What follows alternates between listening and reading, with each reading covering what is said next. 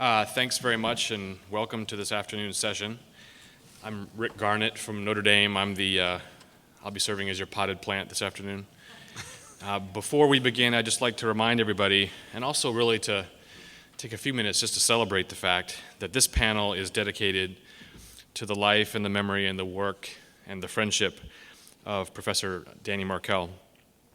Many of us, I know, cared about Danny a lot and miss him very much. In addition to being an energetic entrepreneur and a caring friend and a doting father and a generous colleague and a prolific and productive and provocative scholar, Danny was a regular at Federal Society events. He was a strong supporter of student chapters and also of the Federal Society's junior scholar programs. Some of you might know that Danny received one of the Federal Society's Searle Young Legal Scholar Research Fellowships back in 2011, and he used that to complete, I think, a couple dozen law review articles, one of which was his retributive justice paper. In 2012, he presented at one of these young scholar panels on retributive justice and the demands of democratic citizenship, and also at one of the inaugural Junior Scholars Colloquia. In these contexts, as in all others, including the arena where I probably spent the most time with him in a way over at Prof.sblawg, Danny was a constructive and generous and sometimes tough critic and colleague. Danny was a very dear friend of mine, and I'm really grateful to the Federal Society for honoring him in this way. So today we're fortunate to have 5 excellent papers about which 2 also excellent commentators will, comment. Special thanks in particular to Keith Hilton, who's graciously stepped in because of Todd Henderson is unable to join us. He had a death in the family, so I hope you all send him your prayers and best wishes. In the interest of time, I won't go through the impressive biographies and fun facts and Twitter feeds of our presenters who are here. You can read the names up here on the table, but we're going to hear from Professor Will Baude, Charles Korsmo, Christopher Newman, Christopher Walker, and Kevin Walsh. And again, as I mentioned, we'll have commentary from Keith Hilton and also from Jim Lindgren. Each presenter has been given 12 minutes and no more in honor of the late Chief Justice William Rehnquist, who died 10 years ago. All requests to continue after the red light has come on will be brusquely denied.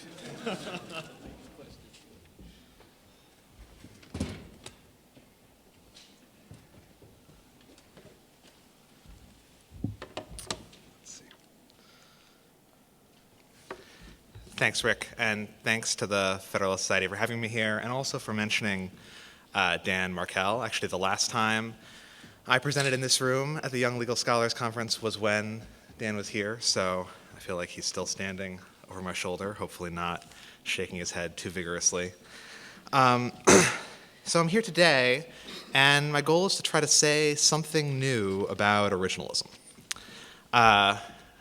Current debates over originalism, I think, have stalled to a large extent, and that's because people are talking past one another in a sense. The current debates are either conceptual or normative. The conceptual debates go something like, is original meaning just inherently part of what it is to have text, what it is to have a written constitution, such that if you're reading a document, you're necessarily caring about its original meaning? That's kind of an inherent conceptual argument. Other arguments are normative. They ground originalism in something like popular sovereignty or reducing judicial discretion or reaching sort of good consequences, possibly through a supermajoritarian enactment process. But again, they're focused on the ultimate normative outputs of the law. And then there are responses on both grounds that no, there are other ways of reading, so originalism is not the only sort of conceptually possible form of interpretation, and the various policy arguments for originalism are contested. And as I say, those debates, I think, are sort of at a standstill. And I think there's a way to move past them by focusing on a different question that both those debates ignore, which is, what about law? Sort of is it possible that even if there's no inherently true method of interpretation, or even if there are reasonable debates over the best method of interpretation, is it possible we just have one that's established as a matter of our positive law, and that therefore allows us to sidestep large portions of those debates? And in my paper, I argue that the answer is yes, actually. There is a sort of method of constitutional law that's legally established and legally shared in our legal system, and contrary to what you might think, it's originalism. So that's the claim. Obviously, I should also defend or explain what I mean by originalism, since it's probably counterintuitive to say that this well-known contested theory is actually the widely shared theory, that people are speaking prose all the time, whether they know it or not. So there's another, but by originalism, I mean something that's not just sort of strict constructionism, as you may have seen it on TV, and not even the idea that every case has to turn only on what the founders said. But I also mean something stronger than just to say that originalism is an ingredient or a starting point or a piece of our law. So what do I mean? I mean specifically that the text of the original Constitution, plus the amendments, and the original legal rules for interpreting it, that those two things are sort of the ultimate constitutional modality. They are the source of constitutional law, and they are the thing by which all other sources of constitutional law have to be judged. In particular, therefore, things like precedent or the use of practice to sort of inform constitutional meaning or resolve ambiguities, those are fine if, and only if, they are consistent with the text of the Constitution and the legal background of the Constitution. And then they are. So the originalism I'm talking about is one that allows for sort of vague provisions or provisions that were intended to have some kind of evolving meaning. So if it turns out to be true that the word reasonable in the Fourth Amendment or the words cruel and unusual in the Eighth Amendment had some kind of a shifting content, it's an originalist thing to do to use that shifting content. And precedent is permissible because precedent has been a part of our system of constitutional adjudication from the very beginning, and nothing in the text of the Constitution rules it out. Details about some of those things will come up a little bit in a paper that my co-author, Steve Sachs, and I are presenting tomorrow, but I'll just leave those there for now. Now, once you look at originalism in that way, once you look at originalism as sort of the ultimate source of law, if you then turn and look at our constitutional practice, and in the paper I focus on Supreme Court cases, since those are often thought to be unoriginalist, I think you actually find a surprising degree of agreement on constitutional interpretation and on this kind of originalism. It's consistent with what the justices say about constitutional interpretation, not just Justices Scalia and Thomas, but Justice Kagan says that we're all originalists in the sense that when a provision is specifically worded, we follow exactly its specific meaning. When it's broadly worded and was intended to have a broader range of possible applications, we follow that. Justice Alito has said the same thing and described himself as a practical originalist. So I'll just frame it by saying that that's consistent with how the justices actually talk about the role of original meaning in the text. And it's also consistent with the cases. So look at cases, they aren't every case, but look at cases where the court actually talks about two different methods of constitutional interpretation in contestation with one another. In Noel Canning, the question comes up about can practice trump the clear text of the Constitution? And the Solicitor General had argued to the court that it could. But the court says no. The court says it can consider practice or subsequent practice only if the Constitution is ambiguous. It finds ambiguity and goes on. But that ambiguity is a sort of crucial gate before you can consider another method. Or look at Heller versus the District of Columbia. When faced with an allegation that the decision would have very bad consequences, the court does not deny it or say that that would be a big problem and sort of try to fight it to a draw. It says it doesn't matter, that what matters is the original meaning of the provision. That trumps this other method.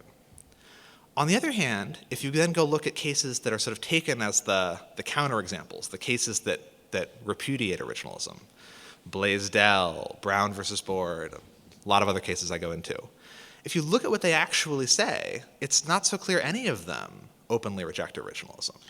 So the majority opinion in Blaisdell, interpreting the Contracts Clause, uses the same sort of originalist framework I've been talking about. It says, if it's true that the provision has a sort of specific meaning that doesn't admit of various kinds of exceptions and evolving circumstances, we'd be bound to adhere to it. And they look into the history and conclude that it has a broader, more open-textured meaning. Might well be wrong. There are arguments in the dissent that it's wrong. But as a matter of method, they're actually all converging on the relevance of the text and the original meaning. Same thing in Brown versus Board of Education, where before sort of launching into all the stuff about sociology and separate being inherently unequal that we all know, the court feels the need to fight the original meaning, at least to a draw. They have re-argument on the question of the original meaning. The justices internally get a long set of research about the original meaning that Alexander Pickel later publishes, and the court opens its opinion with that by saying, here we think the original meaning permits the kind of interpretation we're going to do, and only then do they proceed. So I think if you look at across sort of all of the canonical cases, or all the cases that are still canonical today, you discover that there are no cases that openly flout the original meaning, and when the court does talk about sort of methods competing, originalism wins. So the sort of surprising conclusion out of looking at how all the cases come together is that some form of originalism, the moderate form I just described, is actually our law. Then the question is, does that matter? What kind of implications does that have? I think it has one very important implication that I talk about, which is about how judges ought to behave in terms of constitutional law. So there's lots of philosophical debate about, do people generally have an obligation to obey the law? Can you change the law? Does the law have some kind of moral force? But for judges, a lot of those philosophical debates are beside the point, because judges promise to obey the law. They promise to obey the Constitution. And that's a sort of a condition we intentionally impose on them before giving them the power to lock people up, adjudicate property rights, the promise that they'll do so only according to the law. So if I'm right that our constitutional law contains a sort of hard bottom line of a certain form of originalism, that means judges actually are all required to be this kind of originalist. It means that academic theories that are openly anti-originalist, let's say Bruce Ackerman on constitutional moments, cannot be lawfully adopted by judges. Maybe they could be imposed in some other way, but it's inconsistent with what a judge actually promises to do when they take office. And that's also probably true, by the way, of some of the sort of stricter forms of originalism that aren't consistent with what I described. So there are originalists who say precedent is inconsistent with originalism.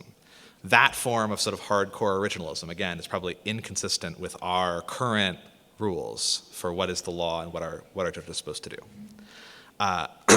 One last thing I'll mention. There are a lot of cases, there are a lot of possible counterexamples, so many people might look at some piece of our practice and conclude that what I've said might be mostly true, but there's some important exception or some set of cases where even the originalism I've defined doesn't appear to be the law.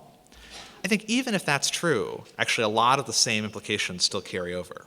So even if originalism is only mostly our law, it's still true that it's an important piece of the practice that judges are obligated to adhere to. I think it's probably still true, actually, that judges can treat it as the most important modality, even if there are some sort of exceptions to it. And it's still true that originalism is this sort of legally privileged method. It's still true that a judge can't sort of read all of Bruce Ackerman's books and conclude these sound like a great idea and just start imposing them, because they don't have the same kind of legal foothold or legal purchase as the text of the Constitution and its original context do. One last thing I'll say is that I'm sort of aware in giving this pitch for originalism, there's a risk. Sort of one counterargument is this seems obviously false. Here are some set of cases that are inconsistent with the original meaning. And the other sort of obvious counterargument is this seems so true that it's trivial, that originalism as I've defined it has sort of no content and therefore it doesn't matter that it's part of the law. So I guess the claim I'll make is I'm aware of that, but that the claim here is that our actual practice defines something in between those two poles. There is a form of originalism that is neither so strict as to be obviously inconsistent with our practice, nor so kind of loose as to be entirely trivial. Thank you.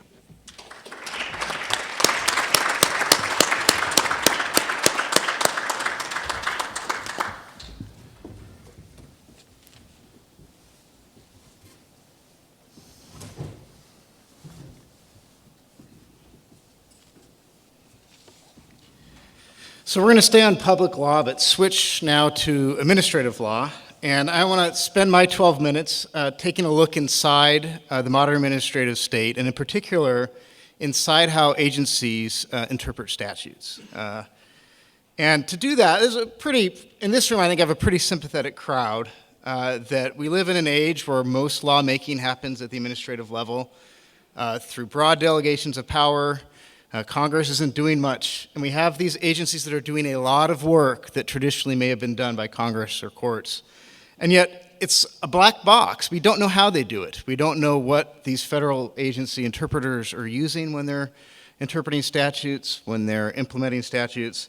And so in this project, I went out and asked agency rule drafters, what do you do? And fortunately, the year before, although I'd already started the project, Abby Gluck and Lisa Bressman had done a similar project in Congress, and they had gone to congressional drafters and asked them questions of which canons do you use, legislative history, administrative law doctrines. So I was able to use that as a baseline. For a lot of the questions were asked verbatim, so we can kind of get a better sense of comparing agency rule drafters with congressional drafters. So just to give you a brief kind of overview of the methodology, I went to agencies at 7 executive departments and 2 independent agencies and asked them 195 questions about, these are rule drafters, about how they draft statutes, focusing on interpretation questions. The population were all the rule drafters within the particular agencies. Of the 411 of the population pool, 128 rule drafters responded, and there were also several hundred comments in the open-ended comment boxes at the end of each question.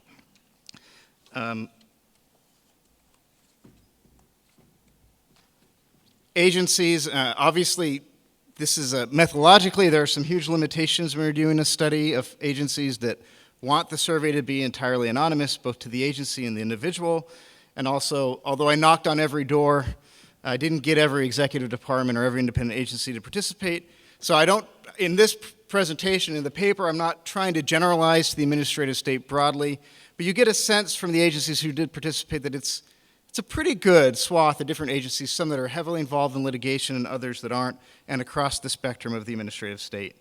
Another thing is only career civil servants responded, and while the experience level was pretty broad across the group, nearly 2/3 of them had been there for a really long time and drafted a lot of rules. So you get a pretty good sense of where they're coming from. Now, of these 195 questions, there were about 22 or 24 interpretive tools that I was trying to get at, to get a sense of, do these agency rule drafters, do they even know what these tools are? Ones that courts have used for, in the common law or through, and do they actually use them? And so to give like the big picture, you see that there's a lot of variance. And I want to focus on administrative law doctrines and legislative history today, but I wanted to throw this up here first to see, if you look at the semantic canons, for instance, they're scattered up and down, with some big winners, not surprisingly, the ordinary meaning canon, the whole act rule. Perhaps somewhat surprisingly, at 1%, the rule drafters said they use the whole code rule that interpret that words are used consistently throughout the whole code. And then you have the different ones in between. And at the end, I'll go back and compare this to congressional drafters in the Bressman and Gluck study, but this just gives you a good sense of the variety of the tools that they do use. But I want to talk more about the administrative law doctrines, because as that last chart explored, Chevron was the big winner among all of the interpretive tools that they were asked whether they know and they use them. 9 in 10 rule drafters knew them and used them when they are interpreting statutes, when they're drafting regulations. I dug a little bit deeper on this one and asked, well, how do you use them? And it turns out that not quite as strong as this, 4 in 10 said that they strongly agree that when they know Chevron applies, they're more aggressive in their interpretation, or they're less faithful in their interpretation. It was another way that was asked. And so you kind of get a sense that Chevron plays a pretty big role in, at least for the rule drafters that were surveyed here, in how they interpret statutes. Might be less obvious, but looking down on Auer and Seminole Rock for the big ad law geeks, this is the deference standard that applies to an agency's interpretation of its own regulation. And it's a pretty deferential standard. Justice Scalia, John Manning have called that we get rid of it. And it's not quite as high, but 4 in 10 rule drafters indicated they use Auer deference when they're drafting regulations. And that's kind of puzzled through that. Kind of shocking that they're already thinking about how the regulation is going to be interpreted and what type of deference they're going to get to that interpretation when they're drafting the regulation itself. Well, it may provide some support for Justice Scalia's position that this deference standard is just encouraging agency rule drafters to be sloppy or to purposely leave ambiguities, because the formal process of a rule takes a long time. The informal process of guidance, which is what you would do to be able to get the Auer deference, doesn't take as much time or process. You can imagine maybe.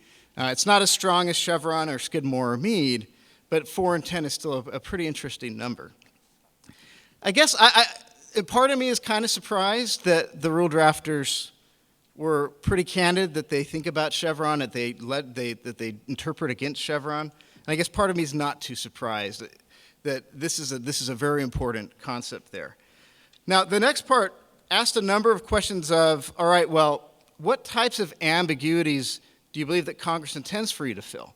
So in other words, does Chevron apply across the board, as perhaps somewhat Justice Scalia said for the majority in City of Arlington versus FCC, with some exceptions for major questions? Or is it really context specific? And I think the agency rule drafters seem to suggest that it is a little bit more context specific than at least than the City of Arlington court did, and that there are different types of ambiguities either signal that there's going to be deference or not. I want to spend the last bit of the time on legislative history. So if we go back to that first chart, legislative history is in the top 6. 3 and 4 rule drafters say that they use legislative history when they're interpreting statutes and when they're drafting regulations. I asked 35 questions about legislative history, and they map pretty closely to the congressional drafters and the Bressman and Gluck study about reliability of legislative history, kind of your schoolhouse rock version that committee reports are the gold standard, and that as you go down, reports by the opposing side or statements by the opposing side should be given much less weight. They understood the idea that you have to look at when the legislative history was made, so the closer it is to the enactment or if there's a change. They understood legislative history quite well. And this supports the theories that have been pushed out by Bill Eskridge and Sunstein and Vermeulen and Jerry Mashaw and Peter Strauss, that we should be giving more interpretive leeway or allowing more purposivist interpretation to federal agencies than we would allow a court to do. The idea that they know it, that they're experts in it, that they were at the drafting table. And kind of an interest, I'm not sure which, I think this cuts kind of both ways. I was interested in this, and I asked more questions on, all right, so if you are experts, if you do use this is the working theory, have you participated in the actual drafting of the legislation? And it's not too surprising that when you add up the always, often, and sometimes, does the agency participate in the technical drafting, you're way above 90%. And when you ask in the substantive drafting, you're close to 90%.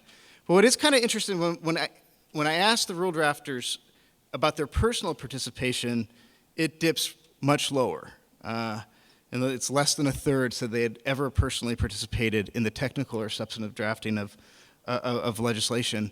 And it raises an interesting question if you buy the purposivism argument that legislative history should be used and encouraged among agencies, but not courts, because agencies are experts, they're at the table, they're more familiar with the statute. There's a gap there of, are the ones that are interpreting the statute also familiar with what the ones that help Congress draft the statute or not? I didn't ask the right questions to get that out in this survey, but I think it's a really kind of fascinating next step of how does the agency convey this information from the drafters or the legislative services staff to the rulemaking staff, or if they do at all. Some of the comments said, we never do. Never talked with someone from the legislative affairs staff. We're completely separate groups. And others suggested that they had more interaction. Now, my hunch is it depends a lot on the institutional design of agencies. General counsel's offices aren't organized all in the same way. But I do think that's another kind of ripe area to go into and look at and see from an agency statutory interpretation view, if we really do buy the Eskridge, Vermeulen, Sunstein, Mashaw take that they should get more of a purposeless approach, I think we have to understand better whether they actually are as expert in the legislative process that created the statute as we may assume. So the big question along these lines is, how does the regulators compare to Congress? And for me, this is a big question because I may get some comfort from the idea that if we delegate lawmaking authority or interpretive authority to federal agencies, we, Congress, that as long as they're faithful agents of Congress, that may be okay. As long as they understand the cues that Congress is giving and they're just implementing it, obviously they're exercising their expertise, maybe they've been given more authority by a larger ambiguity, but they're doing what Congress wanted, that may be okay. But it's a hard question to wrap your head around. So nicely, we have the Bressman and Gluck study that asked a lot of the same questions, purposely asked them word for word in my study. And you kind of see that they track roughly that the congressional drafters in that study and the rule drafters here, and I guess, again, the caveat is this is just descriptive. Lisa and Abby didn't try to generalize in their study. I'm not trying to generalize here. But it's still fun to kind of map and see where they line up. You see that on balance, the agency rule drafters know the canons and interpretive tools better than congressional drafters. Doesn't strike me as too shocking, but that they do roughly map for most of them along the same way. In the paper I explore, obviously, much more detail each one and kind of have some ideas for why they might depart or not from the drafting. But at the end of the day, that still doesn't answer the question of whether they're faithful agents, obviously, because it depends what you consider to be fidelity, whether that's textuals and canons, substantive canons, legislative history, whether it's understanding when you have delegative authority to do something more than just implement the law, but make policy through under Chevron deference. But it does at least help us start to get in that direction of what can we actually do, am I up? To understand whether agencies are doing what they're supposed to do.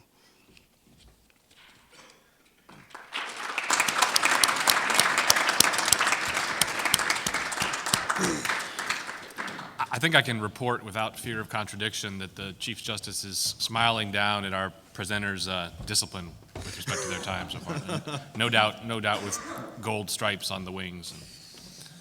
Hope that didn't count against my time. Let me just get set up here.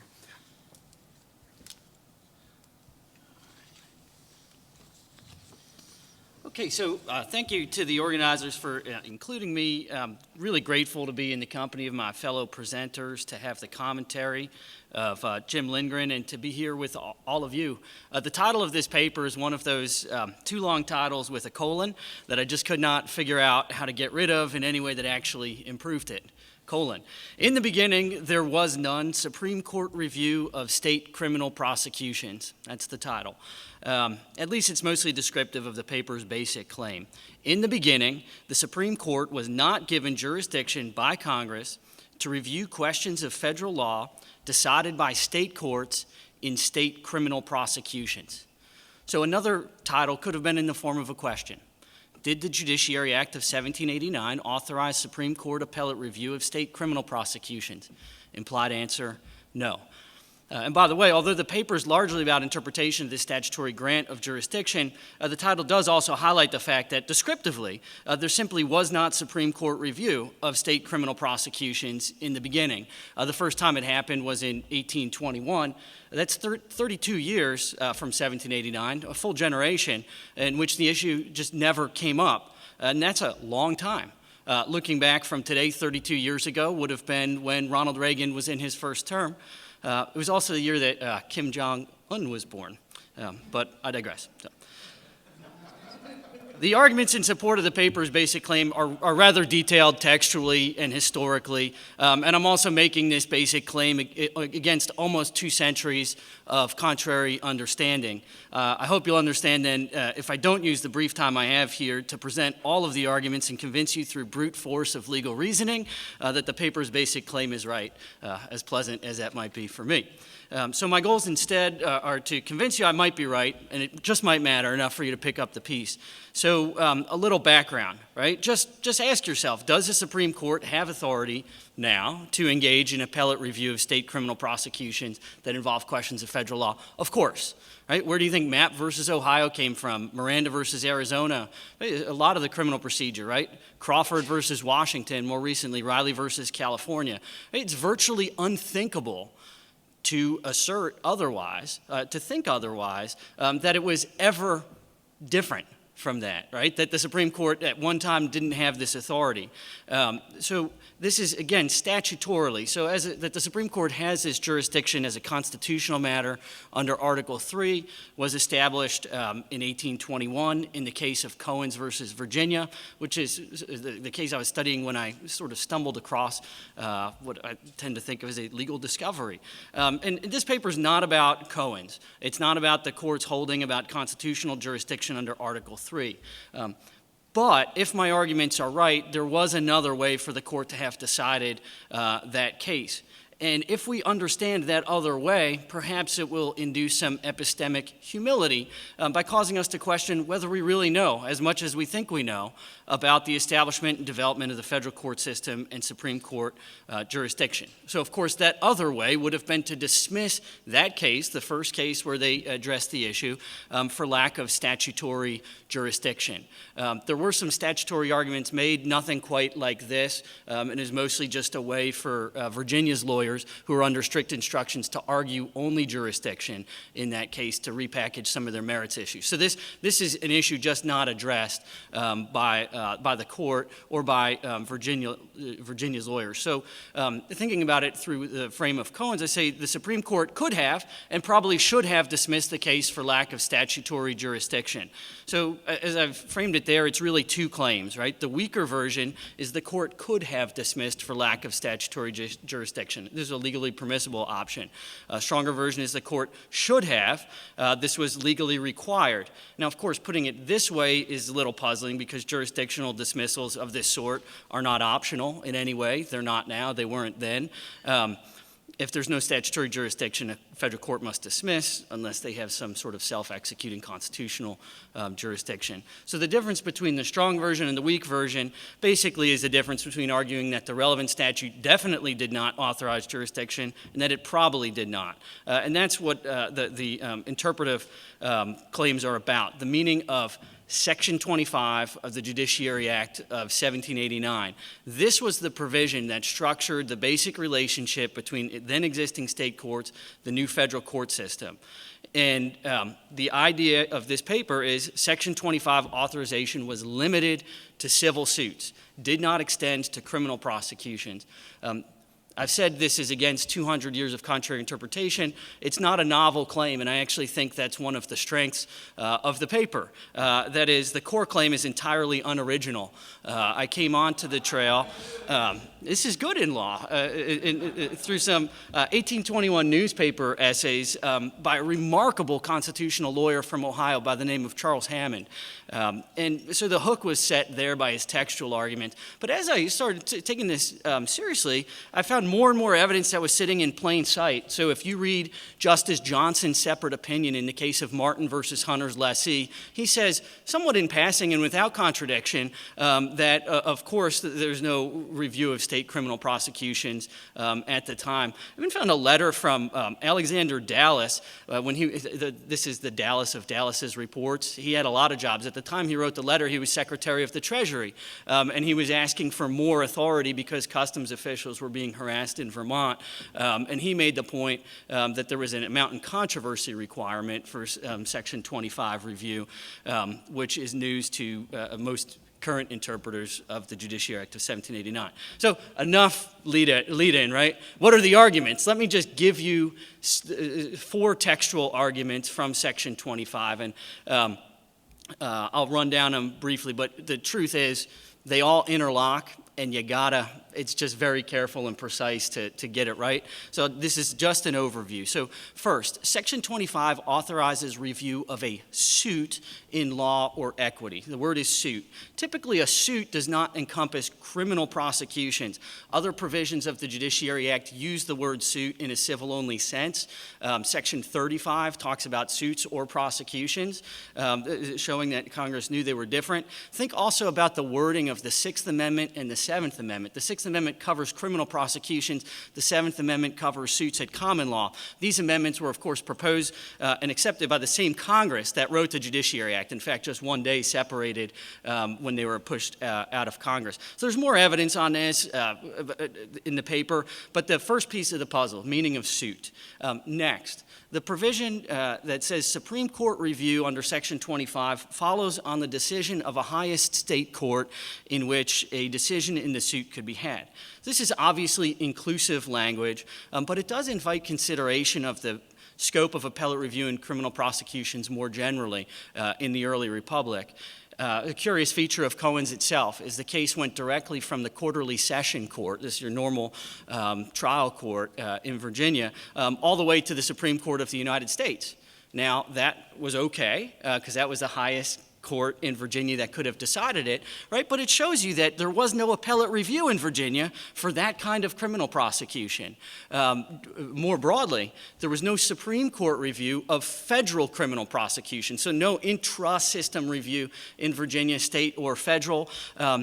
There was no Supreme Court review later on when the D.C. courts were established, no Supreme Court review of criminal prosecutions in D.C. courts, no Supreme Court review of criminal prosecutions in territorial courts until the late 19th century. Some of you might know some of the polygamy and bigamy cases. There's actually a special jurisdictional provision just for those. It didn't include prosecutions for cohabitation, so you know how specific they got. Why do I mention this? If Congress had provided for Supreme Court appellate review of state criminal prosecution, it could have, but if it did, it would have been an outlier, right? There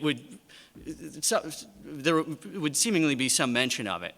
So the next, there's a part of Section 25 that says review is to take place in, quote, the same manner and under the same regulations as Supreme Court review of federal circuit court decisions. So there was an amount in controversy limit over Supreme Court review of federal circuit court cases, and an amount in controversy limit, there's cases on this, is a regulation of jurisdiction. There's more on that, but let me get to the last piece.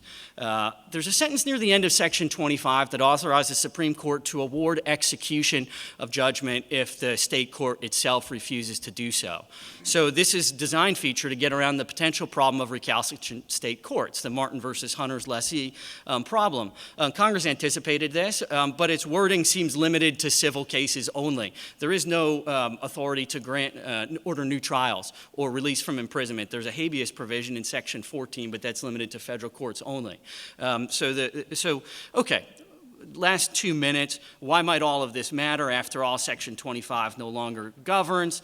The current statute plainly encompasses both civil and criminal. Congress will never take that away. And indeed, that's actually my first opening for why it matters. Because a staple of arguments about congressional control of federal jurisdiction are arguments about the relationship between the Judiciary Act of 1789 and Article 3. So those who argue for constitutionally mandatory vesting of certain jurisdiction need to contend with gaps between what they say Congress was constitutionally required to authorize and what the first Congress actually authorized. It's not a knockdown arguments in these front, but this is an important subset of arguments. So if I'm right about Section 25, this gap is much bigger, potentially, than anyone in these debates has thought.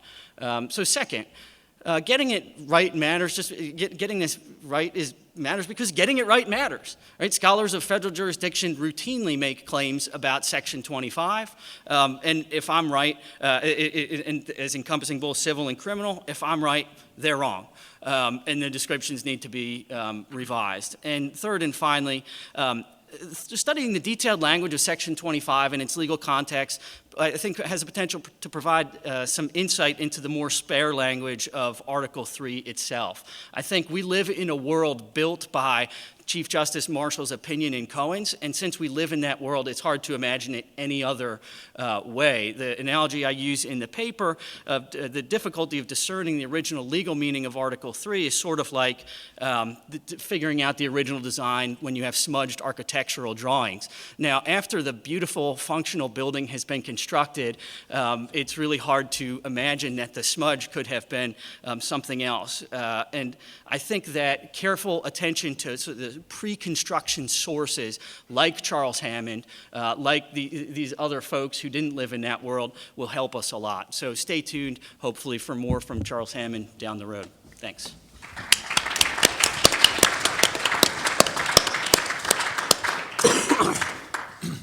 Kevin, thanks. And now Jim Lindgren's going to comment on all three of the papers we've heard so far. Just take it.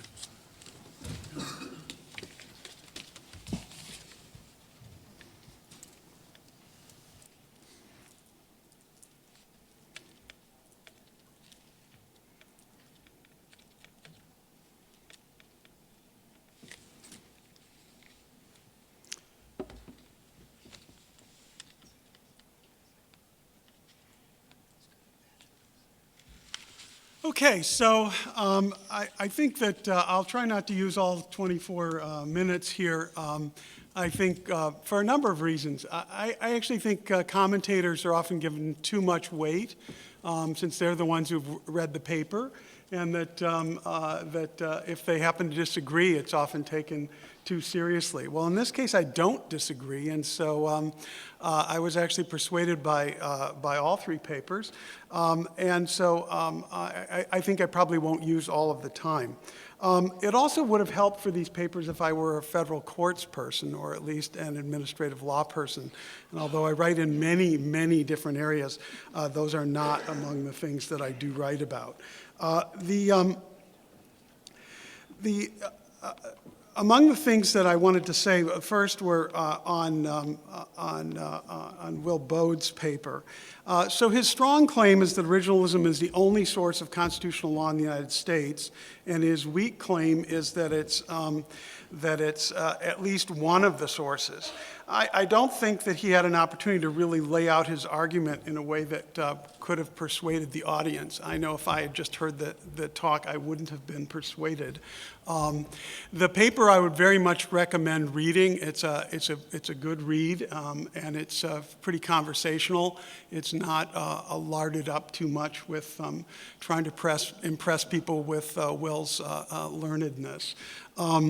I think that one of the issues that comes up in this is really whether the conclusion is something which is watered down originalism, since he finds it everywhere, whether he's watered it down too much. Now, the phrase I'm using is actually in his paper, so it's not an issue that he dodges or doesn't realize.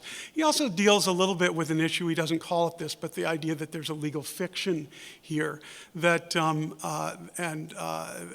that actually people are saying that they are looking at original meaning or at text when in fact they don't really care what the text says.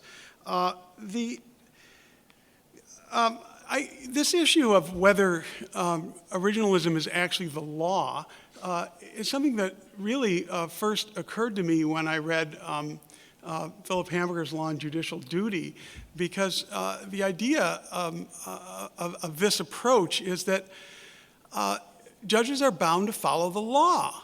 And so the extent that there's law there, they're not free to choose. No, they may be politically free to choose some other way of doing things. Justice Breyer can say, I'm maximizing the democracy enforcing approach to adjudicating cases. The problem with that is, well, what if Congress actually decided exactly how much democracy-enhancing activity it was doing and how much it was not? And that if you're using an interpreted tool that goes beyond following the law, this may be in violation of the law. So it was an issue that hadn't occurred to me until a few years ago, and it's nice to actually get a description of it. The thing that I think was most surprising to me in the paper was really in going through the classic cases of deviation from originalism, cases like Miranda and Brown and so forth, it was interesting to see and surprising, I think, just how much these cases did not say we're making new law that deviates from originalism. They often found ambiguity, so they felt freer to do something, or they really did try to say, this is the most reasonable interpretation of the text. And so that was actually quite surprising. I thought some of the cases which are viewed as deviations from originalism, such as Brown, for example, seem to me to be, it doesn't seem to me a deviation from originalism at all. I mean, obviously, the case has been made by many people before, but in 1881, a Kansas court struck down schools in Kansas for violating the 14th Amendment. This was not a novel argument. It had been Kansas law a long time ago. People forgot that it had been Kansas law, but there's nothing shocking about that. The 14th Amendment would have denied, would have prevented segregated schools. There's a nice description of this issue in Andrew Cull's book, The Colorblind Constitution, where he found the lower court opinion, which actually deals with the constitutional issues. The appellate opinion did not. So I think that would be a good addition to add, because it just, when you're describing that case. So I found the case persuasive. I think that if you're going to water down originalism that much, then it's really true that it is the place where everybody starts. And even the people who we suspect are not actually engaging in originalism pretend that they're engaging in originalism, and I think that gives some support for originalism. The second paper that I was commenting on is by Walker, which is Inside Agency Interpretation, and I can mention that he didn't, but it's forthcoming in the Stanford Law Review. I think it's important, it's solidly done. He got a response rate of 31%. I should comment that in the old days, that would be a weak response rate. You used to be able to get 50% or better if you did things competently. In this age, that's actually a good response rate. Some of the opinion polls are suspected to get as few as 1 or 2%. Rasmussen, according to 538, suspects that little. Even the ones that are very well done, like Pew, they used to get 30% or 20%, and now they're getting 10% or less. And so response rates have really fallen in recent years. I should say that one of the studies that's out there that's gotten a lot of discussion in the press in the last few months has been the 1 in 5 women on campuses have been raped. And one of the criticisms, there's many things to criticize about the study, but one of the unfair criticisms that's made of that study is that it has a low response rate. It actually has a 40-some% response rate. It's not a low response rate. There are many, many problems with it, but that's not one of them. The problem, I had a couple of issues with it. One was, it was difficult to tell, since it purported to be about knowledge of various interpretive rules. Normally you'd actually test that they know them. And there wasn't really test of the knowledge. They would ask people by name, do you know is justum generis, and then whether you apply it. Now, then they also asked again later for content, but on some of these things, or what mead is, and then do you use mead? Well, a lot of people are going to claim to know these things that don't know them. So you might want to actually test them in a way that they would have to tell you what it meant, or you could put in a fake term, a fake case, a fake interpretive thing, and see how many people claim to know that. Well, these are all standard techniques for. So I had a little problem with this sort of the line between knowledge and opinion, which I thought was implicit in some of the things, and that at least should be addressed, and you should probably say something about when you say that they knew this, or they claimed to know it. Okay. I also had a problem which has nothing to do with weaknesses in the paper, which is that I find this entire field nonsense.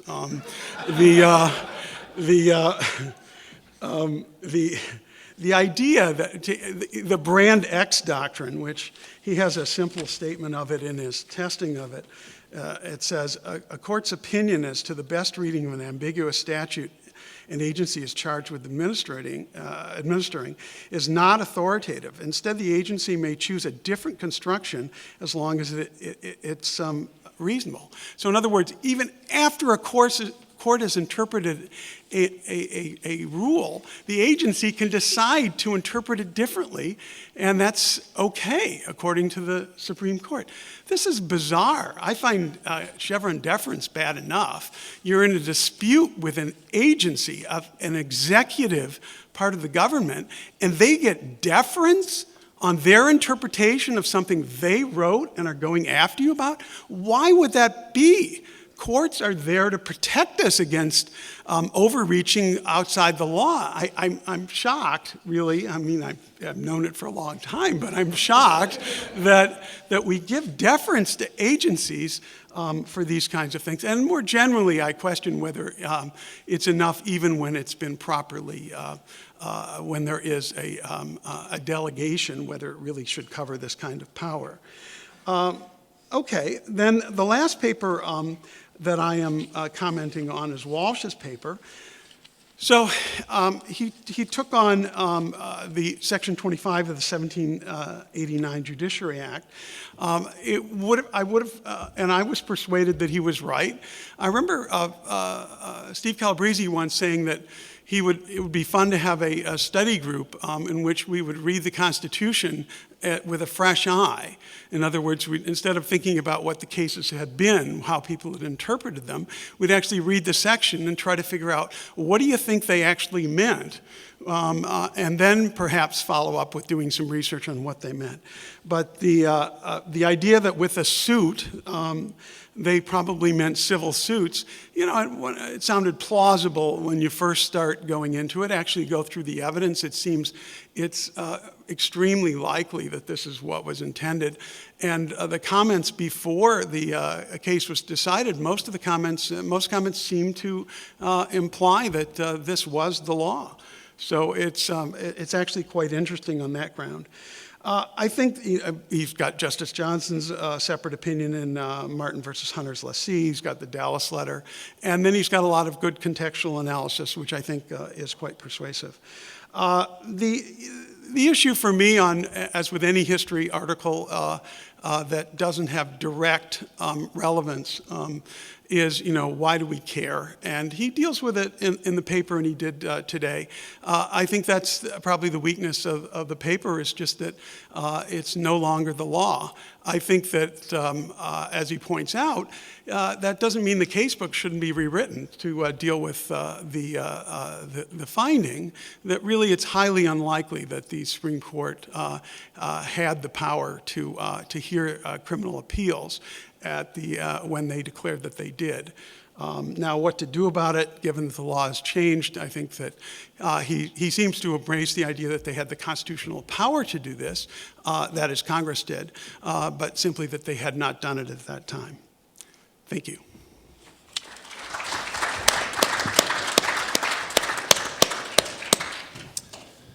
Okay, thanks, Jim. Now we'll have our next two papers.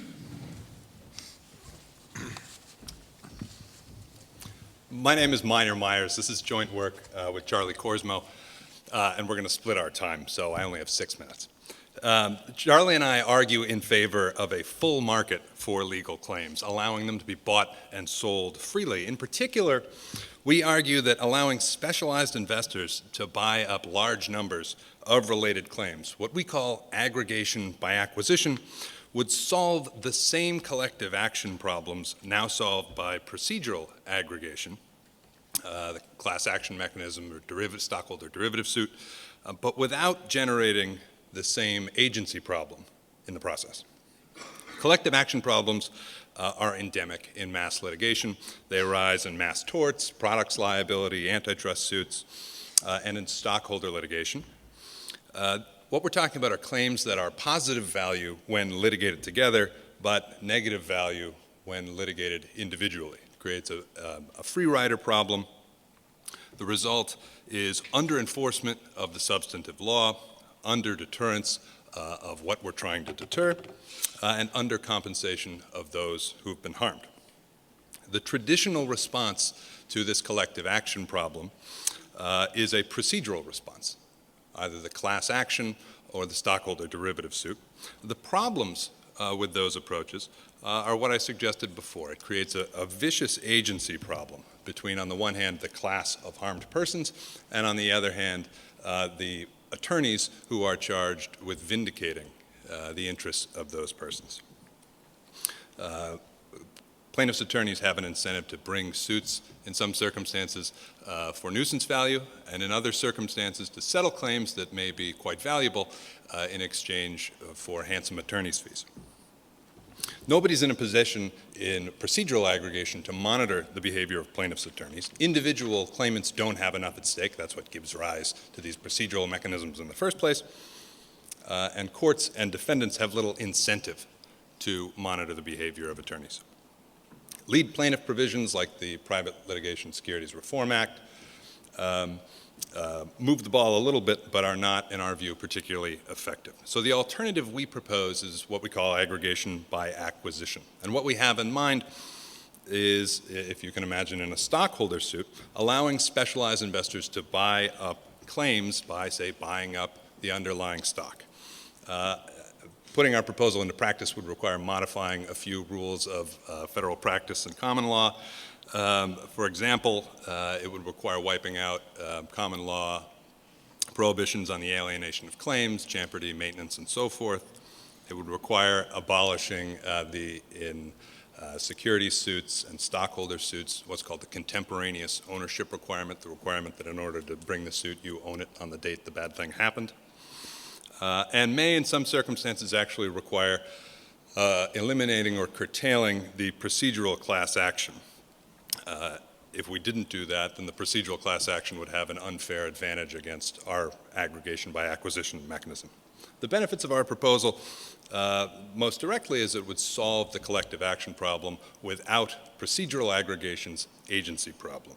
You'd have a real monitor, someone who had gone out and invested money in the claims who would be monitoring the behavior of the plaintiff's attorney. You'd be in a situation more like what we think of as regular litigation, a plaintiff monitoring the plaintiff's attorney. It would result in faster, more accurate compensation to victims. Victims would be paid in advance by the acquirer.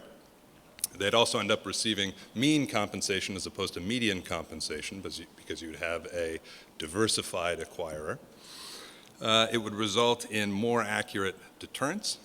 The substantive law would be enforced in a more accurate way. It would also generate on the plaintiff's side a group of persons who have the ability to play for rules. So in stockholder litigation, for example, defendants have a very concentrated interest and ability to influence the rulemaking process, say in courts or in Congress. Our proposal would generate a group that could play for rules on the plaintiff's side. We think our proposal would also result in diminished litigation costs. Litigation could become routinized, and in particular, we think it would lower the incentive for strike suits, so you'd actually result in less litigation. I'm going to pass over to Charlie, who will take it from here.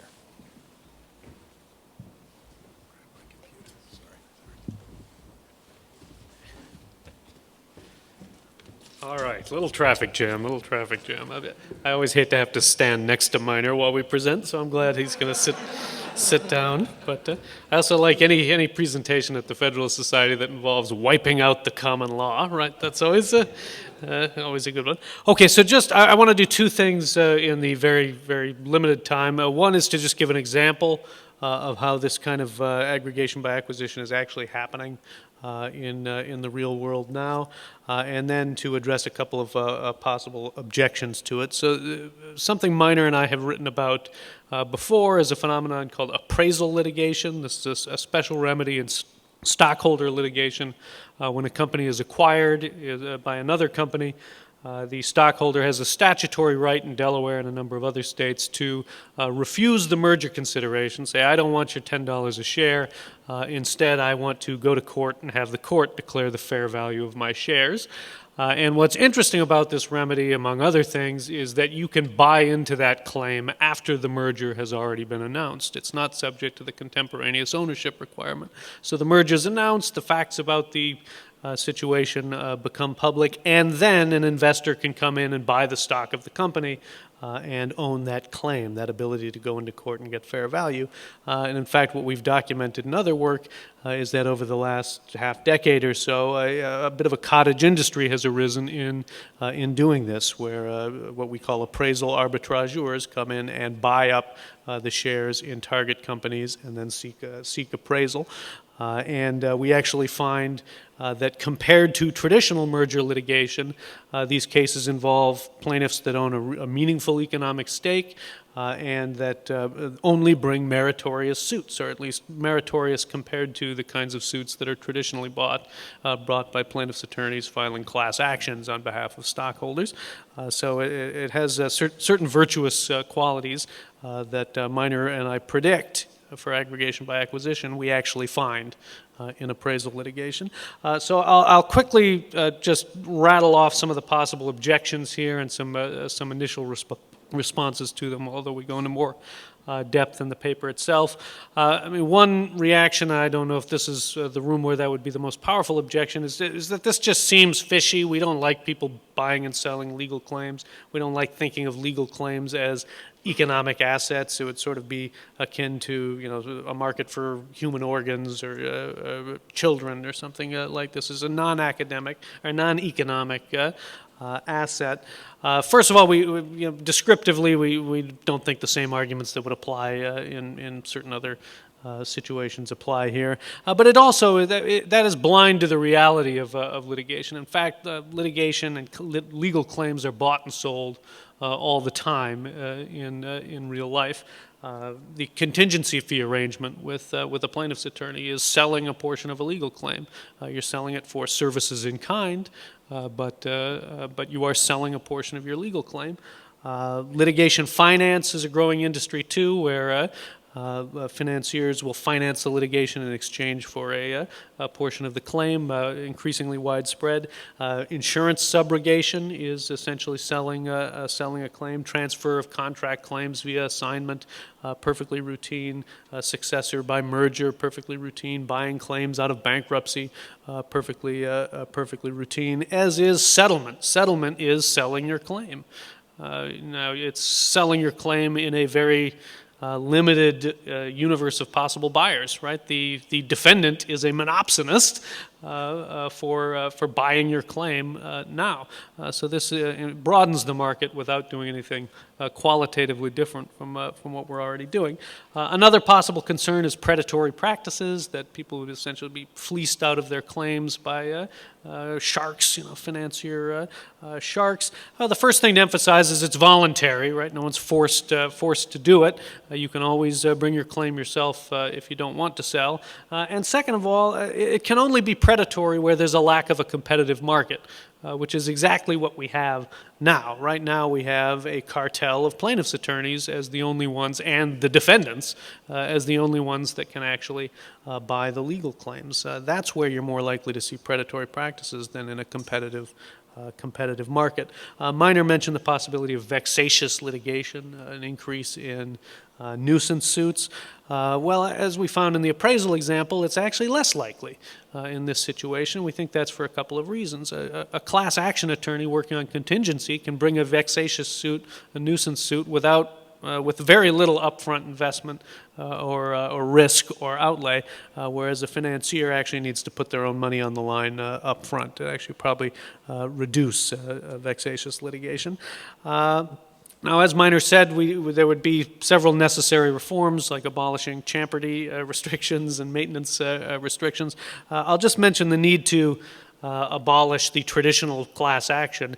If the traditional class action still existed, it would compete on an unfair playing field with aggregation by acquisition, and that you could use the coercive power of the court to assemble a class without having to pay for it. So you could always underbid a financier who doesn't have that coercive power of the court. So it would, you can't have yes and. You kind of need to have one or the other in situations where they would otherwise be in competition. And I see I'm out of time. So. Great. Thank you.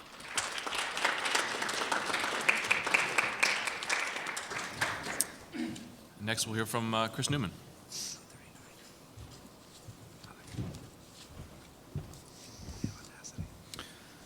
So after spending your day sitting through interminable discussion of picayune matters like the fate of Obamacare and the proper interpretation of the Constitution, finally you're going to be treated to what you really come to FedSoc conferences for, a cutting-edge discussion of bailment doctrine. Now, why on earth would I or anyone else care about thinking about bailment doctrine? Well, I guess the pitch that I'll make is that if we're the kind of people who sincerely believe that public law does way too much work and private law ought to be allowed to do a lot more, it matters to get private law right. And what I'm trying to do in this paper is to make a modest but I think helpful contribution to a project that's largely spearheaded by Henry Smith and Tom Merrill, and I would characterize the project as one of trying to provide a conceptual and normative model of private law, specifically property law, that's robust against the kind of disillusion that comes from various quarters, on the one hand from realists who would like to just sort of dissolve property into a meaning, an arbitrary bundles of rights, and on the other hand from certain strands of clever utilitarian economists who think they're clever enough to figure out when we should dispense with property rules in favor of liability rules. And so part of this project of theirs, I think, is based in large part on developing this concept of in rem rights, and what does that mean, and why is it important? And the specific strand of this argument that I'm building on in this paper is largely expressed in their piece called the Property Contract Interface, in which they're trying to explain, what's the difference between property and contract? Where do we draw that line? They, in that particular paper, they view it sort of as a spectrum, and the argument that they give, and this is much of the argument that Henry Smith makes in defense of robust property rights, is one that's based on information costs. And so the basic idea is, at one end of the spectrum, you have relationships that take place between what they call multital, this is like a Hofeldian term, right? Multital parties, meaning groups of people who are both numerous and whose identities are unknown to each other. So communication's impossible, and therefore those relationships need to be mediated by standard, immutable norms, and we call those in rem norms. And at the other side of the spectrum, where you have people who are capable of knowing each other and talking to each other and knowing each other's needs and intentions, you can have contractual relations, which give rise to rights that are what we term in personam, and as you know, they're only enforceable against the people who consent to them, as opposed to in rem norms, which are enforceable against anyone whether you consented or not. Now, I think this model is helpful, but what I'm trying to do in this paper is provide some friendly amendment, because I think it has, at least their exposition of it has a tendency perhaps to become misleading in a way that I think is not helpful to the project. The main problem I see is that this way of describing the distinction between in rem and in personam leads to, I think if we're not careful, to the erroneous assumption that any time there's duties that arise out of an interpersonal transaction that takes place face-to-face, we should presumptively be analyzing those as contractual. And as I'm going to show in a minute when I talk about bailment doctrine, this tends to lead to, I think, unnecessary anomalies and confusion. The other problem is that we tend to assume that in personam transaction means contract, and by contract we generally assume that means voluntary assumption of duties. But as I've pointed out in some of my other work, there's another key form of in personam transaction that we need to integrate into our model, namely license. Licenses are in personam because they involve parties who know who they're dealing with, but they're not contracts. Licenses, as I've argued, are exercises of an owner's power of title to selectively relieve someone of what would have otherwise been their duty, as opposed to a contract, which is voluntary assumption of a new duty that you've created out of whole cloth. And one of the things I'm pointing out in this paper is that one of the key ways in which in rem norms in fact serve to reduce information costs is that they don't cease to become relevant and applicable the minute you have in personam transactions and relationships. Rather, the in rem norms have to default govern every aspect of the interaction that's not altered either by contract or license. So bailment is the battleground which I've chosen to both to sort of illustrate and test this theory, and it's largely because bailment is at ground zero of the property contract interface. It's what people have had a long time trying to figure out what is it? Is it fish or fowl? On the one hand, it seems like property. It gets taught, if at all, in property class.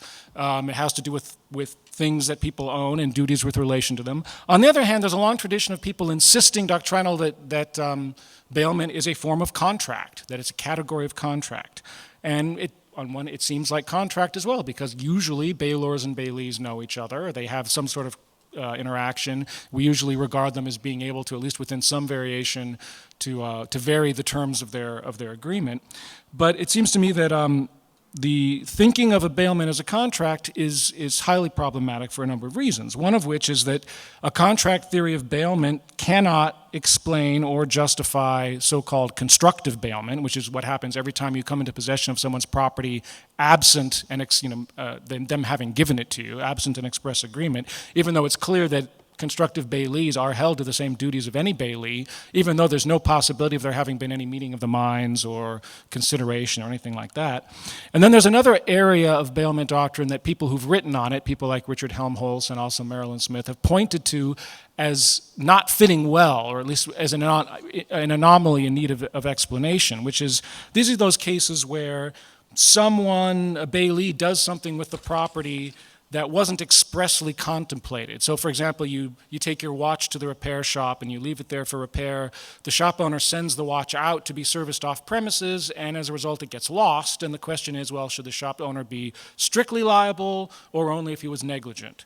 And courts tend to hold him strictly liable, even though the repairer seems to be acting in good faith, even though he never made any express representation that the work would be done on premises. In fact, even if the agreement included an express cap on damages, courts often find that inapplicable and say the bailee's strictly liable anyway. Now, if you think of bailment as a version of contract, this doesn't make a lot of sense, and a lot of people have criticized the holdings in these cases. Now, my approach goes something like this. We should stop thinking about bailment as a form of contract. This is the same argument I've made earlier with regard to licenses, in fact.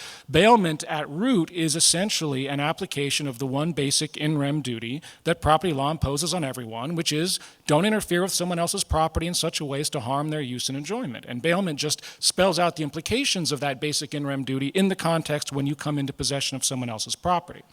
So constructive bailment simply takes place where if you take possession of someone else's property, one of two things is the case. Either you're doing it in derogation of the owner's rights and you're a converter and you're strictly liable, or you're doing it in such a way as to make the owner's recovery more likely than it would have been if you just left the thing where it is, in which case, so long as you act in accordance with that intention, you're not a converter, you're a bailee, and you're held to a reasonable standard of care.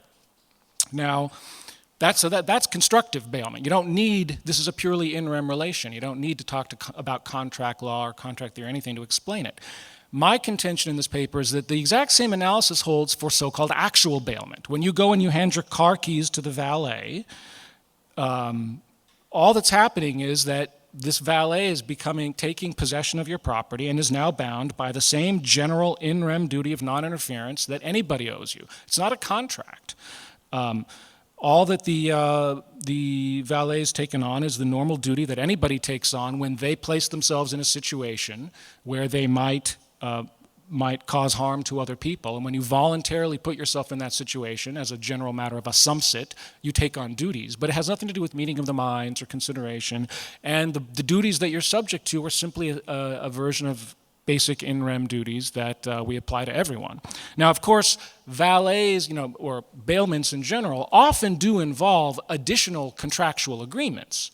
I'm arguing that the fundamental basis of the bailment relationship sounds in property, not contract. It's just a contextual application of in rem duties, and that the additional things that you might also agree that in rem duties would not require you to do, like say pay the valet for his trouble, or if the valet agrees to wash your car while he has it, those are contracts, those are contractual terms that you can analyze as contracts, but that's separate from the underlying bailment. A bailment contract at root requires only that someone take possession of your property with the understanding that you're not giving it to them as a gift. As long as they understand that they're taking possession of something that's not theirs, they're a bailee and subject to those duties. So my solution to the so-called contract deviation problem, the watch repair problem that I mentioned before, is really that what you're doing in those cases implicitly is not interpreting any sort of contract. What you're doing is interpreting the scope of the license that's implicitly granted by the bailor. Anytime you give your property to someone, like take the valet example, it's part of the understanding that you're not giving the property to them as a gift is the understanding that you're giving it to them for some purpose, which implies that there's a license that goes along with that, namely a license that covers any actions reasonably understood to be necessary to fulfilling the bailor's purpose. So if the valet takes your car joyriding, he's a converter and he's strictly liable, regardless of whether there was ever any term of your express agreement that says, by the way, I promise not to joyride while I have your car. We don't care. We don't require there to be such a term because the baseline understanding is you're not allowed to do something that you weren't expressly licensed, or expressly or implicitly, I should say, licensed to do. It wouldn't matter also whether the valet, while he was joyriding, was driving extremely cautiously and meeting every potential standard of care, you might imagine. He's still a converter and strictly liable. And so the same thing, I think, solves the contractual deviation cases. The guy in the repair shop, even though he's acting in perfectly good faith, if we don't have any reason from the context of their transaction to believe that the bailor had any reason to expect that sending the watch off premises was necessary to the purpose for which he handed it over, if that wasn't disclosed, and we can't possibly infer a license.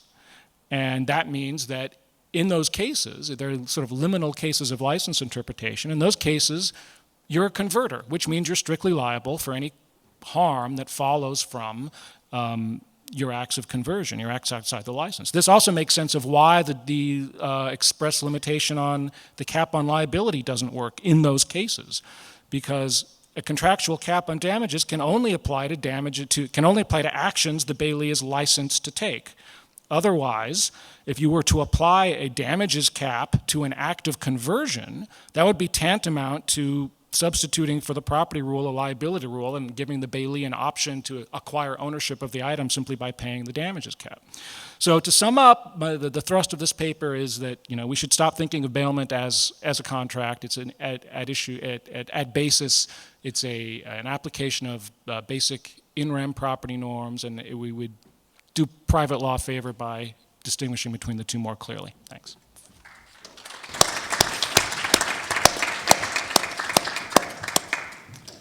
Great, thanks. And Keith Hilton will comment on the last two papers.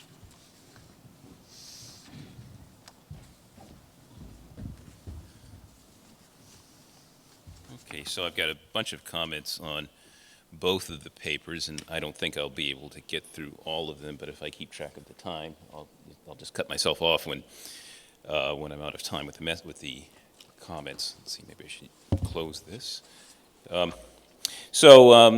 First, let's start with the aggregation and class actions paper. So I've worked on this, on the issue of funding, third-party funding of litigation, and most of the work that I've done has been fairly technical.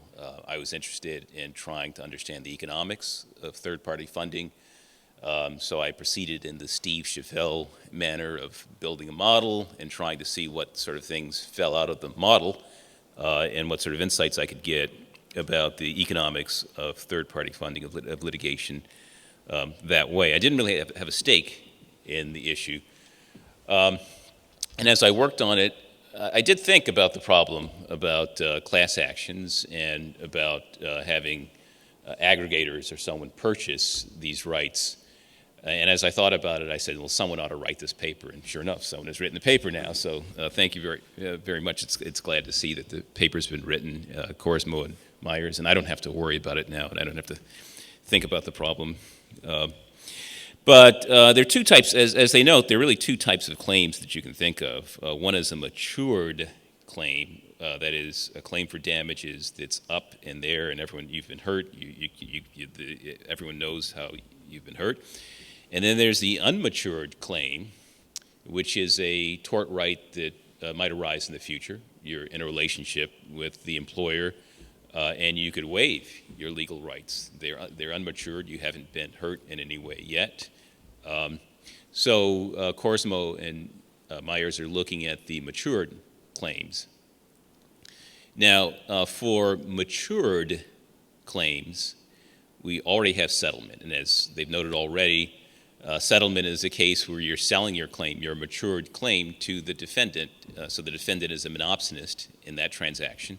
So it seems to be pretty clear that maybe we ought to let people sell those claims to other people as well, because right now we have a situation in which there's just a monopsony transaction, and so the claims, if anything, are sold for an inefficiently low price.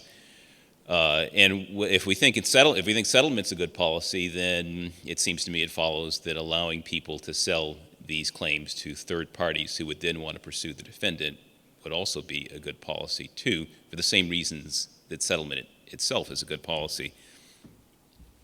Unmatured claims, it's a little more difficult, because unmatured claims, the value of an unmatured claim depends on the party to whom you sell the claim. And so you could run into some problems if you sell the claim for the wrong price to the wrong party. If you discount the claim, thinking that you're selling it to someone who's going to defend your right, but you end up selling it to the person who's going to injure you, then you've got a problem. So I think in the case of unmatured claims, a lot of the problems that a lot of the reforms they're suggesting are a little more troubling. But then again, they're not asking to apply these reforms to unmatured claims. They're just looking at matured claims. At bottom, I think this is a question of property rights. That's one way you could look at this whole question. You've been injured. You have a claim for damages. Federal Rule Civil Procedure 23, which has this opt-out procedure. In a sense, it affects kind of a taking of a property right. In a sense, it allows the class action lawyer to take this claim. And in fact, if you look at the states that have overturned tort reform on grounds that some of the proposed reform legislation or some of the enacted reform legislation affects a taking or some kind of deprivation of rights, you would think the same kind of reasoning would apply to Federal Rule of Civil Procedure 23, and some of the same reasoning of those opinions would say, well, maybe there's something wrong with allowing the class action lawyer the rights that are given under Federal Rule of Civil Procedure 23, and maybe the right of action is in fact a property right that the person who's been harmed has a right to hold on to or sell and can't be in effect waived. And if you view this as a property right issue, then you can take a completely different perspective to this paper, which is to look at it as a question of property rules versus liability rules. And then we might look at, the federal rules and say that, well, maybe what we should do is have a requirement that there be some kind of compensation given to these tort victims, and which would have the same effect as what the authors are proposing. So we could have a requirement of direct purchase, or a requirement of some kind of compensation to the people whose claims are being represented. Well, once you're purchasing claims or indirectly purchasing claims through the liability rule, then I think a lot of the benefits that Korsmo and Myers are asking for might just come out on their own. First of all, one of the big problems that they're concerned about, and that everyone is concerned about in the class action context, are sweetheart deals in which the plaintiff's lawyers sue some defendant. They enter into an arrangement where the defendant enters into settlement, gives the lawyers a big payoff, and what the plaintiffs, the victims who are represented get nothing or get coupons that aren't worth much at all, while the lawyers walk away with a big payday. That's a big risk. We seem to observe that a fair amount, and yet it seems to me if we have a system in which these class action lawyers are actually purchasing the rights, they would no longer have that incentive to enter into sweetheart deals. There would be a big cost entering into those sweetheart deals, and that would do a fair amount. Also, the monitoring that they're suggesting would be good to see happen under their proposal. Well, I think the market might provide that marketing on its own in a system where these claims were purchased or indirectly purchased through a liability rule, through some kind of liability rule in effect.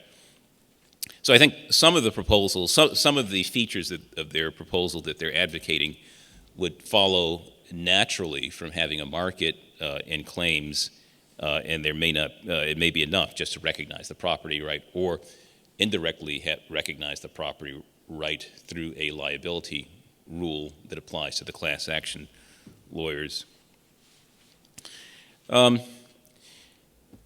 Okay, let's see, what are some of the other points that I want to make before I move on to the next paper? In addition to getting rid of the sweetheart deals, we might also get rid of some of the sillier class action lawsuits out there that we see, such as the one against Subway because the foot-long sandwich wasn't exactly a foot long.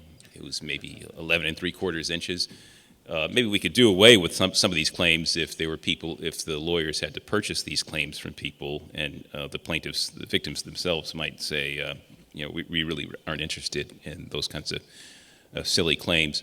One final point is that they say that litigation costs might be reduced through this system, and I'm not so sure of that. I think that's an empirical question, but I think the more important question is whether the balance of deterrence benefits and litigation costs would be improved, because to the extent that we think litigation is ever a good thing, it's a good thing because it provides some deterrence against bad things that might otherwise happen to people. So what we're really interested in is the balance between deterrence benefits, the benefits of deterrence, and the cost of litigation. And as long as the benefits from deterrence go up more than the cost of litigation, then their proposal is a benefit to society. So whether it reduces litigation costs or not is a secondary question. Okay, so I'll move on to the Newman paper, and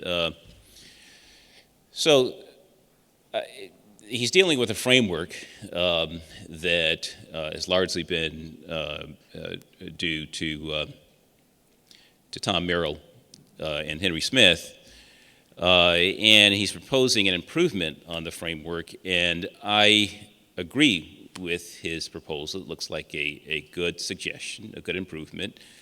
I'm a little bit concerned about whether the proposal advances the framework significantly.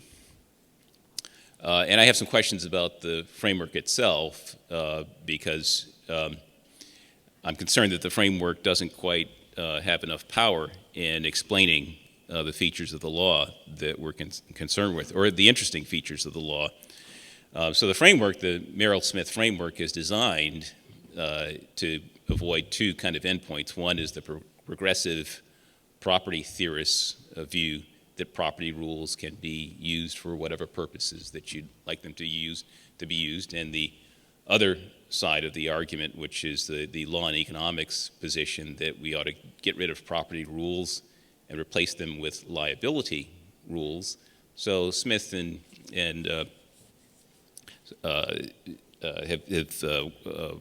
found a position in between those two extreme positions. Smith and Merrill have found a position in between these two extreme positions. And I'm just afraid that this middle ground, although it's attractive by being a middle ground, doesn't quite advance the ball, or at least get us, it sacrifices too much. It sacrifices too much in explaining the details of property doctrine. So let me go into a little detail. Let's say, for example, I applied the same framework to tort law. So we have a distinction between a bunch of sets of cases in which there are a small number of parties and you know the identities of the parties, and then the other extreme of the spectrum is you have a large number of parties and you don't know the identities of the parties. Well, you could think of property rules under that framework, but you could also think about tort law rules under the same framework. And if you look across the tort cases about the duties that are imposed under tort law, you do see some differences. And there are some famous cases.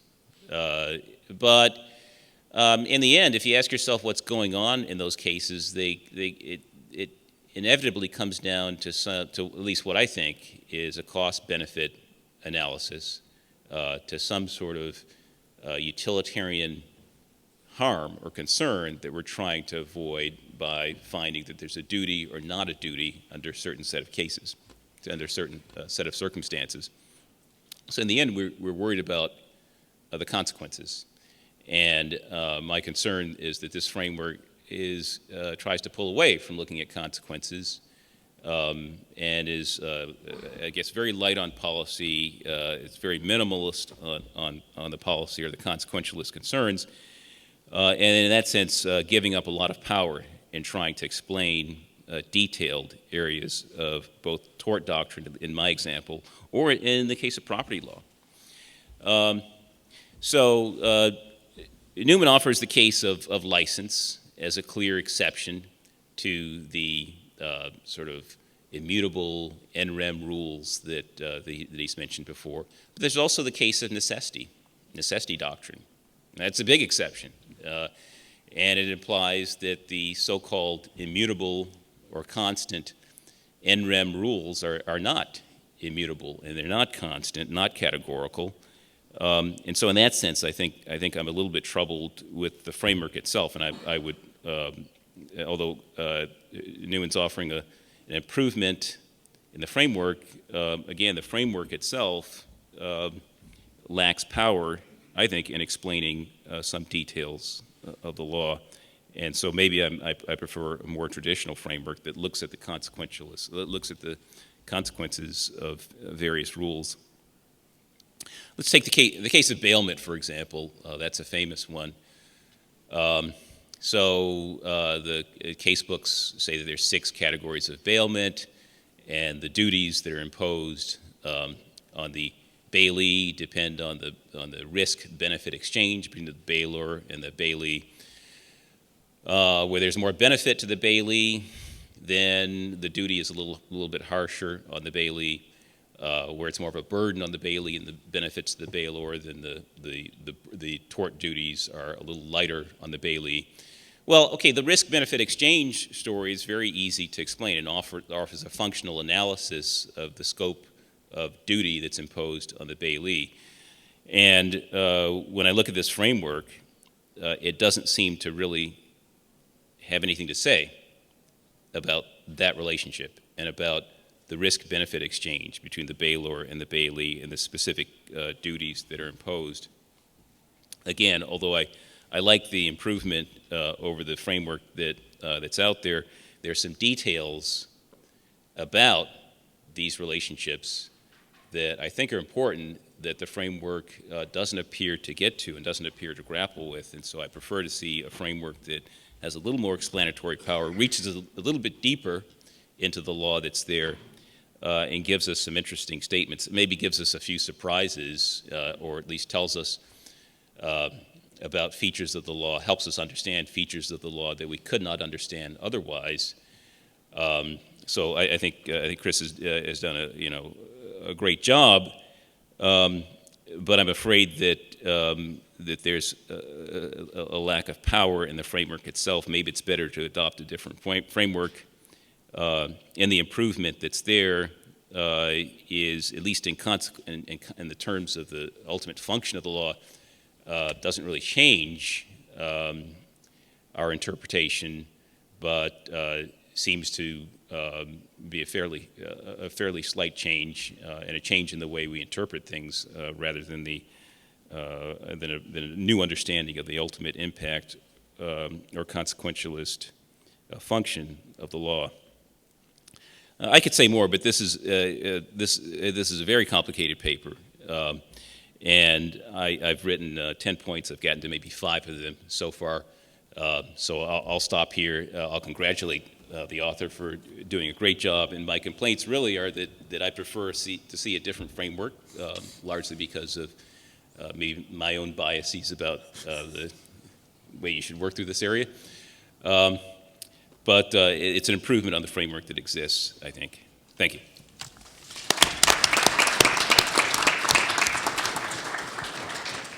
Great. Well, thanks to all of you. We have time for some questions, and I have a note from Jim Lindgren that not only does he have a question, he has a good question. He has a good question, and so the promise of a good question can't be overlooked. Take it away, Jim. So the question I had was for Minor and Charles. So it has to do with what's the limits on your proposal. So sort of 3 parts. What's the limits on the kinds of actions that can be covered? If my wife should give me grounds for fault in a fault divorce state, and in a moment of anger I sell that right, and then we reconcile, can the person still bring the action on my behalf when we want to stay married? And lesser versions of this are employment discrimination, which it's been settled and you really want to go forward and put it behind you. What's the limits on the remedies or on the sorts of damages that can be paid? What about alimony, child support, things like that, where you might not want the private party deciding? And then the state. Can the state sell its rights to civil enforcement or even criminal enforcement? Private enforcement of public wrongs, according to Posner and Landis's 1976 piece, will lead to over-enforcement. It also tends to lead to false claims. We had a system of private enforcement of criminal law back in medieval England. The sheriffs were extremely abusive in going after people repeatedly for false claims and questionable claims. And if there certainly would be people who would be bringing environmental claims that wouldn't be meritorious on behalf of the state and settling them repeatedly. So I wondered about the limits. Well, I think as an initial matter, we've conceived of this and thought about it only in the context of claims that are currently amenable to a stockholder derivative suit or a Rule 23 class action. We haven't thought about grounds for divorce. But I guess the answer is we don't have an answer to those questions. We haven't thought that much about it yet in terms of the outer boundaries of how we contemplate it. And you've put the outer boundaries pretty far out for us to think about. Yeah, those I love those questions. I want to think about them more. One thing you mentioned is what's the limits on the kinds of remedies available. One thing we do talk about in the paper is, there's probably a class of situations where it wouldn't probably be practical no one would want to buy the claims for what they would be worth to the actual claimant. Employment discrimination is one we talk about, where there might be injunctive relief, there might be non-monetary relief that is an important aspect of the case. We don't think those would be the primary candidates for this kind of aggregation. In fact, we talk about abolishing the class action. Obviously, you wouldn't want to abolish the class action if it's going to leave people unable to seek remedies like that. So we propose having courts decide whether there's some good reason why a class action would be superior to aggregation by acquisition. And a case like employment discrimination would be, or a civil rights case would be a good one. The other ones we just need to think more about. But things like no-fault divorce, I think, are a good one to think about. But and more broadly, the question of the government selling its claims. That's not one we've put a lot of thought into. But I definitely, that's for the book. We're going to have that in the book. Mark DiGirolami.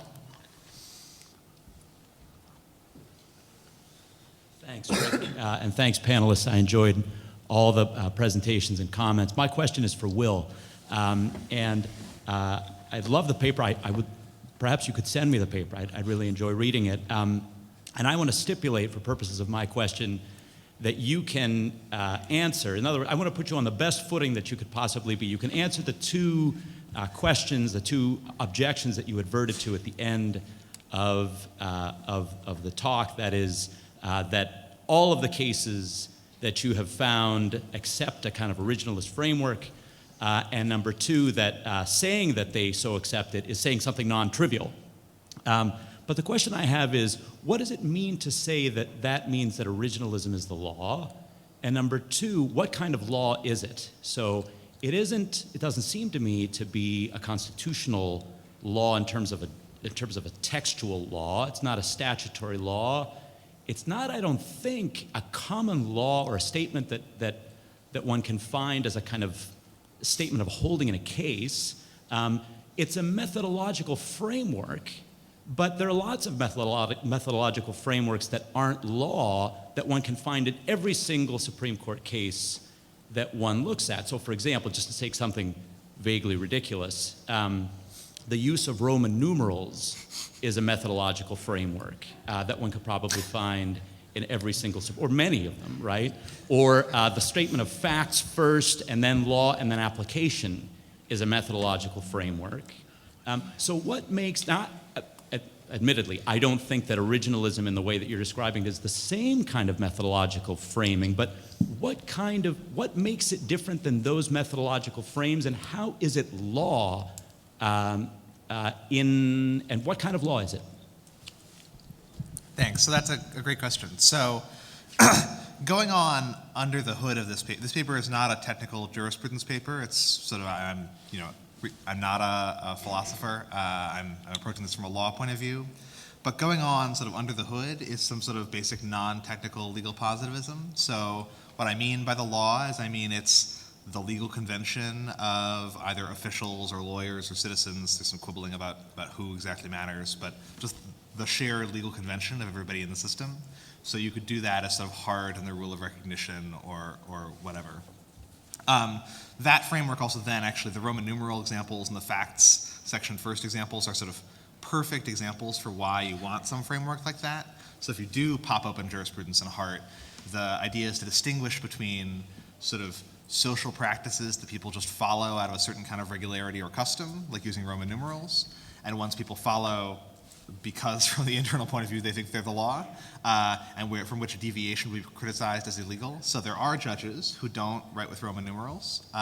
It's a common practice in the Seventh Circuit for certain judges who are also law professors in their spare time. They like to just write like one block of text with no dividers. And while people criticize them for lots of things, nobody ever says, oh, those opinions are lawless because they lack Roman numerals. They're just a sort of atypical deviation from convention. This is actually a good example, which I may steal for what I mean by law. One just added point is that it does sort of that idea of philosophical sort of practice, it does fit awkwardly a little bit with sort of, do I therefore mean a text? Do I mean common law in kind of the standard Fed courtsy categories? I think you could say one of two things. You could say what I'm really describing is just a way to understand the text of the Constitution. So what I'm really talking about are two facts, that the text of the Constitution is the law, even though people like Bruce Ackerman would say, oh, there's constitutional law outside the text. I say, no, it's the document that we all carry around that Cato hands out. That's the real law. And it's the law in kind of the normal originalist way. Like the text has a date on it, and we treat it as like an old law that was enacted a long time ago, not as Alexander Michael-John once said, as if it were a document that were re-ratified sort of every day when we wake up, and that its sort of true date of ratification is this morning. So you could sort of do it in textual terms if you want to get rid of the jurisprudence stuff. Thanks. Other questions for any of the panelists? John McGinnis? My question, I guess, is to Will as well. And I just have two queries. One, take your question, you have a weak and strong claim. It's one of the modalities. And my question is, how striking is that claim? There are a lot of people with modality views, and they wouldn't dispute that, and yet what's going on in originalism now seems to me to be trying to strengthen. This is a really better modality than others, and therefore that's the question. I'm not quite sure.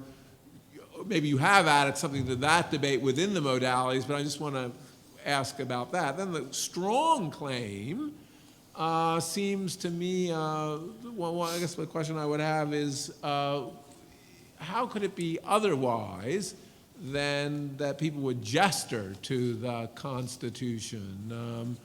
Be very surprising, because people are pretty ignorant about the law. It'd be very surprising, it'd be very bad for the persuasiveness if they said, well, we don't care about the Constitution, we're going to burn it right now, right? It would not be very good for their persuasiveness. So what, on the other hand, it doesn't seem, a lot of people say, well, people involved in the system say, we've got a better explanation of what's going on. That's so, the really knowledgeable people don't think that's what's going on. And finally, we don't actually see in many instances a great focus on deriving things from core doctrines, substantive due process, reverse incorporation, really trying to make substantial efforts to derive this from the Constitution. The Constitution should certainly be mentioned.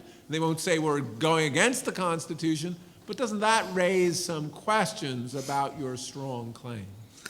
Okay, so let me break them down, the strong claim and the weak claim. I think your questions correctly hit on the points that each one needs defending. So the strong claim is that originalism is the only modality, or the modality that rules all other modalities. It's obvious why that is important, but it's not obvious why that's true. The weak claim is that it's one modality. It's obvious that's true. It's not obvious why it's important. Okay, so on the strong claim, how could it be otherwise than that people would gesture to it? Why is the gesturing towards original meaning important? I guess I do think it can be otherwise, and we can see how it can be otherwise in a couple of ways. One is there are other countries where it's otherwise, or there are other countries where constitutional courts make decisions that are an admitted deviation from the original meaning. Israeli creation of judicial review, it's an example from the French Constitutional Court and sort of the preamble of the French Constitution, where there's sort of an explicit break from the established methods of interpretation, and that's considered okay. And that kind of stuff doesn't happen in our current system. It also sometimes happens that advocates say something like that. So Noel Canning is an example where the Solicitor General says, obviously he wants to minimize the conflict between the original meaning and his view of the recess appointments clause, but the question is put to him from the get-go by Justice Scalia, what if they're in conflict? What if the text and the original meaning are clear, but the practice is the other way? What do you do then? And he says, I'd go with the practice, even then. Even then I would go with the practice. And the court doesn't take that bait. So those are just examples. And I do think there are other modalities, again, that the court doesn't always feel the need to even gesture towards, of which policy arguments are the obvious example. On the weak claim, that's not the bulk of the paper. It's just the bulk of the paper is trying to say that the strong claim has some legs to it. But I do think the weak claim is non-trivial for a couple of reasons. So I think I try to spin out of the weak claim, and I didn't get into this too much in the presentation, but here are a couple of things that I think are true, even if originalism is one modality, that might be surprising. One is, even if originalism is just one modality, there's still nothing wrong with individual judges using it as the only modality. That is, Justice Thomas is still allowed to act like my strong claim is true, because if we live in a world where there are multiple modalities, there's no kind of meta requirement that you use all of them. You could still use only one of them. So we'd live in a sort of contested world where strong originalism would still be a legitimate position. It just wouldn't necessarily be compelled. And it still follows that a lot of methods of interpreting the Constitution that are put forward by academics are still out of bounds, that originalists are actually sort of still the more reasonable or the legally privileged modality over many of the competitors. And since we often sort of compare modalities to one another, that's important. And there was one sort of final objection running through that question, I think, which was about what if the public statements about the law are not the real story, right? So in the paper and in the talk, what I'm looking at are how do people justify their decisions? And the fact that they always talk about the Constitution in the original meaning and they don't say they're going against it. But obviously a lot of smart law professors think they know the real story, that there's something much less consistent with originalism going on sort of in secret. I do think that's a hard problem, and one I have to confess, I confess that I am assuming for purposes of this paper that we can take sort of statements about the law at face value, but I do think there's a lot of, it's a hard question to get into too. I want wanted to comment one thing that might not be clear from his comments on the strong claim. He doesn't claim that originalism answers all questions and certainly gives plenty of rein for other modalities when originalism is not determinative. So even on his strong claim, it's not the only method that one would use. If originalism does not answer the question, you might use practice, for example. Yeah. So before we close and thank all of our presenters, I want to use or maybe abuse the moderator's privilege and just circle back to where we began and really encourage all of you. I hope this won't come off as hectoring or sermonizing, but encourage all of us to reflect a bit on Danny Markell and on his gifts and on his generosity, and really try to incorporate that into our scholarly and teaching vocations. And I think we've had some good exemplars following in Danny's example here today. So thank you.